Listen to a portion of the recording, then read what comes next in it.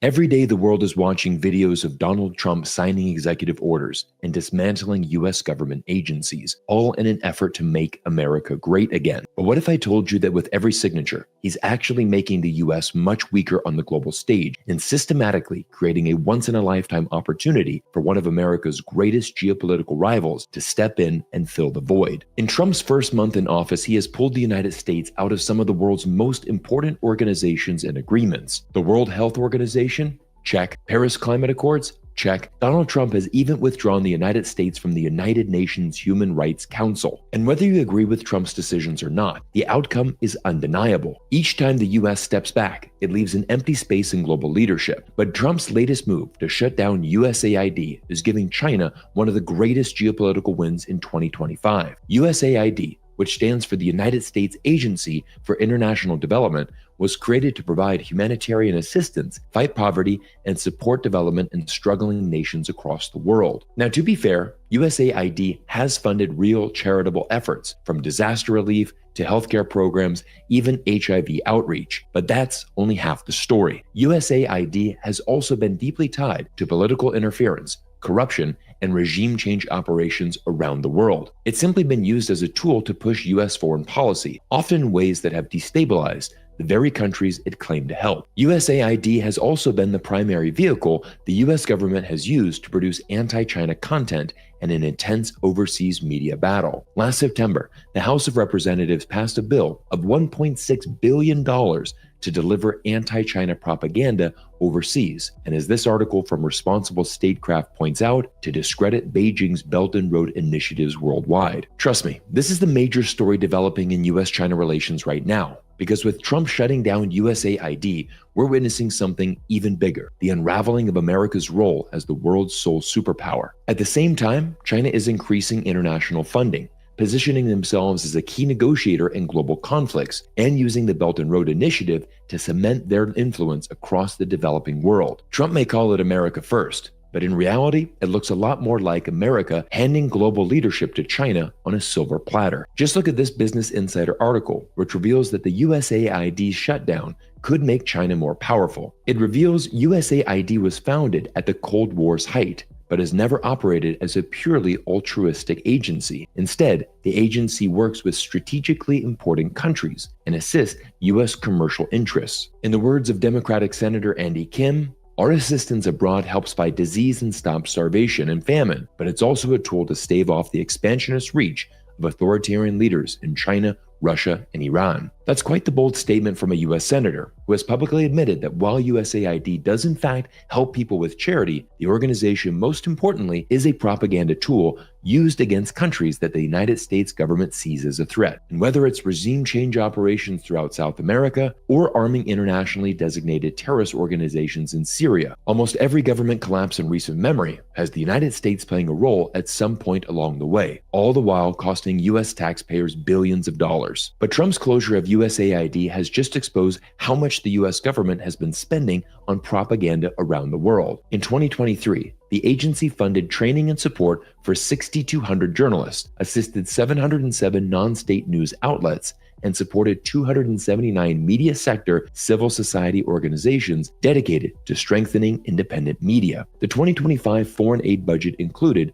over $268 million allocated by Congress to support independent media and the free flow of information. Translation: the cost of spreading US propaganda worldwide. This just goes to show how extensive and far-reaching the narrative push has been. It really makes you question just how much truly independent journalism is really out there, which is precisely why YouTube is becoming the #1 resource for people wanting to find truly independent media, much like the channel you're watching now. What's hilarious, though, is that this entire operation is built on the premise that the US is somehow still a beacon of democracy. Back in the 1990s, maybe you could push this idea, but in 2025, it's downright laughable. Now we're seeing mask-off moments from legacy media and their benefactors. Take a look at this Washington Post headline: "Independent media in Russia, Ukraine lose their funding with USAID freeze." Independent media? Really? In Ukraine, 9 out of 10 media outlets rely on USAID funding, and the media industry has received hundreds of millions of dollars going back for over 10 years. When the vast majority of your media is funded by a foreign government, how can you honestly claim to have independent media?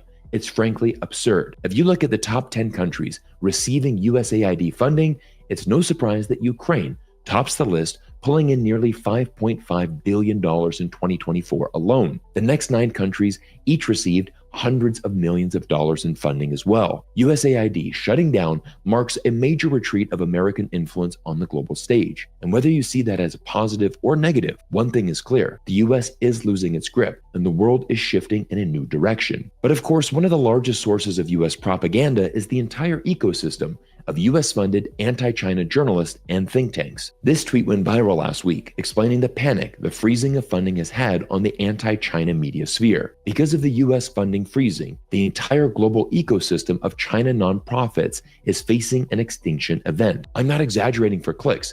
This is really what is happening. There is genuine panic from the author of this tweet. But to be honest, the author fails to see the irony that she herself has exposed in this thread. She goes on to state, funding from a single government should not be the only thing standing between us and an information blackout on Chinese civil society. So let me get this right. The only way to learn about Chinese civil society is from nonprofits funded by the US government? I challenge the author of this tweet, and anyone for that matter, who relies on the US government for insights into China. If you really want to see what Chinese civil society looks like, buy a plane ticket, fly to China, and go experience it for yourself. Over 65 countries, including the United States, are now visa-free to China, and I have yet to meet a foreigner who has actually traveled to China firsthand and not come away with a completely different experience than what is presented to us daily in Western media. The author continues, a key part of China's agenda is to persuade its own citizens and the world falsely through deception and coercion that democratic systems are not better. Beijing claims its system is the best way to guarantee economic prosperity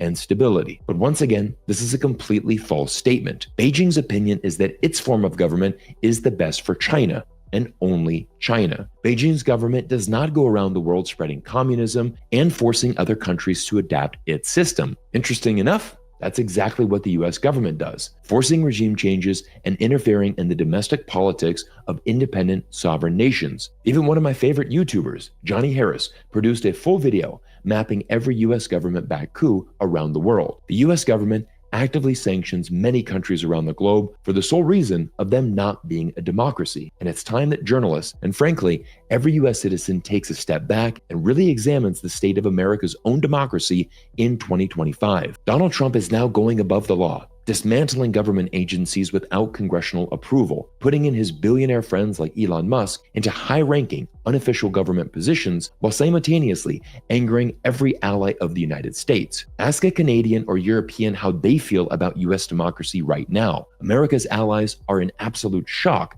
on how the US president has conducted himself during the first month of office. And to drive this point home, I want you to read this article from the Financial Times entitled Vance's Real Warning to Europe, which states, it is clear that the US can no longer be regarded as a reliable ally for the Europeans. The Trump administration's political ambitions for Europe mean that for now, America is also an adversary, threatening democracy in Europe and even European territory. Trump will use any leverage he has to force America's European allies into compliance on issues from trade and security to their domestic politics. That means that Europe must now start the painful process of de-risking its relationship with the US, looking for areas of dangerous dependence on America and stripping them out of the system. Like I mentioned at the start of today's video, there is a large vacuum being created by the US government, and there is only one country large enough and powerful enough to fill the United States seat at the table. And this, of course, is China. In fact, we've already seen Europe begin this process of de-risking from the United States. Michael Schumann, chairman of Germany's largest federal trade organization,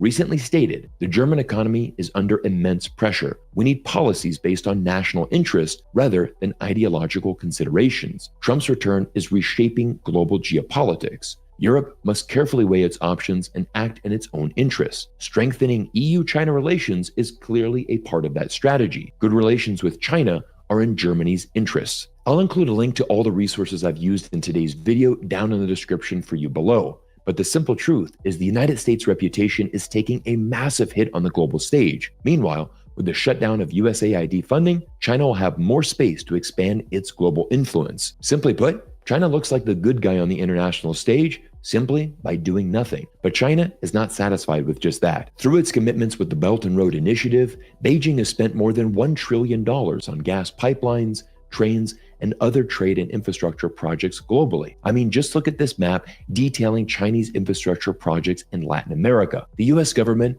is in genuine shock over how much Chinese influence and investment is pouring into the region. But now take a look at the share of foreign aid China sends to each region of the world, almost a perfect distribution across the globe. This ensures that China's influence won't be restricted to its own backyard, but a leader on the world stage. At the country level in 2023, China invested most heavily through BRI in Indonesia at $7.3 billion, followed by Hungary at $4.5 billion and Peru at $2.9 billion. In Africa, where nearly every country has received Chinese investments, new roads, railways, and ports have been constructed over the past 10 years, while billions have been invested into energy infrastructure projects to give more residents electricity. In September last year, Xi Jinping said that China would commit more than $50 billion to Africa in financial aid, and this commitment to Africa alone is larger than the entire $32.5 billion the US spent on aid in the fiscal year of 2024. All of these commitments more than fill the America-sized hole left behind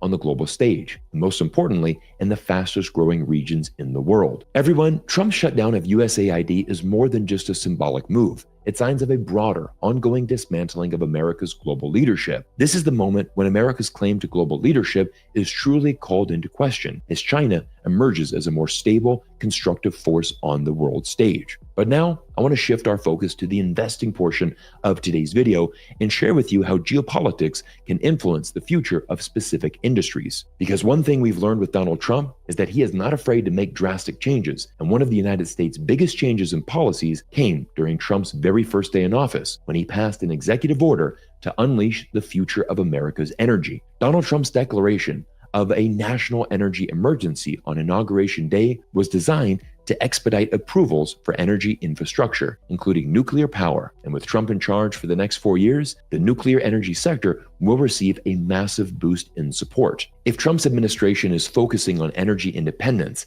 and on nuclear energy, this might prompt other countries to pursue similar policies within their own borders, especially if they're blessed with rich deposits. One of those regions is Saskatchewan, Canada, where one of the world's most promising uranium jurisdictions, the Athabasca Basin, resides. Canada has recently reinforced its commitment to nuclear energy by encompassing new policy endorsements, strategic investments, and technological advancements in the uranium sector. Canada is now on track to become the world's largest uranium supplier, with experts projecting Canada's national uranium production doubling by 2035, ensuring a steady fuel supply for domestic and international nuclear programs. The sponsor of today's video, Mustang Energy, trades under the symbol MECPF and is focused on Canada's promising Athabasca Basin. Let's break down this opportunity here and tell you more about today's video sponsor. Simply put, nuclear energy is experiencing a notable resurgence. AI, data centers, and electric vehicles are driving up electricity demand, while tech giants are increasingly turning to nuclear energy. Companies like Amazon, Alphabet, and Oracle have invested in small modular reactors, SMR technology. Additionally, Meta announced plans for a $10 billion AI data center in Louisiana, powered once again by nuclear energy. What's interesting about this entire situation is that uranium spot price is down 36% since its peak, meaning that this is a potentially great time to conduct due diligence on Mustang Energy. Nuclear is the only reliable, carbon-free energy source that can meet demand. AI data centers are projected to consume 8 times more energy by 2030. Now let's focus on Mustang Energy, which owns numerous projects in the Athabasca Basin and is planning on drilling in the months ahead. Its key projects are Ford Lake, which is close to major uranium deposits like Cameco's Millennium, and Denison's Griffin and Phoenix deposits. Cigar Lake East and Rough Rider South, which are located next to Cigar Lake Mine, one of the world's highest graded uranium mines, and finally Yellowstone and Yellowstone East, which is close to Cluff Lake Mine, which produced over 62 million pounds of uranium, located just south of the Fission Uranium Project that was acquired by Paladin Energy for $789 million in December of 2024. The significance of Mustang Energy's potential lies in the location of these projects, the Athabasca Basin. MECPF's projects are close in proximity to major uranium discoveries, and the uranium market is facing a severe supply shortage, with demand vastly outpacing production. Many uranium mines were shut down in the past decade, and new mines take many years to develop. The US relies heavily on foreign uranium, which is geopolitically risky, increasing the need for domestic and allied sources like Canada. Mustang Energy is a pure-play uranium exploration company focused on Canada's Athabasca Basin, which is home to one of the world's largest and highest-grade uranium mines. Mustang Energy owns multiple projects strategically located near these uranium giants. Finally, Mustang Energy has partnered and is working with industry leaders such as Axiom Exploration, DeRouge Geological Consulting, and Red Cloud Securities and Sky Harbor Resources. One of the points I often make in my videos is that we study geopolitics because it influences the future of our markets. And like we've seen over the past month with Donald Trump in office, policies and entire industries can change overnight depending on who is in the White House. If you're interested in learning more about uranium and Mustang Energy, I'm going to include links to their investor presentation and website down below. But as always, please do your own due diligence and market research before making any investments. Thank you all for your continued support, and I look forward to seeing you all in our next video soon.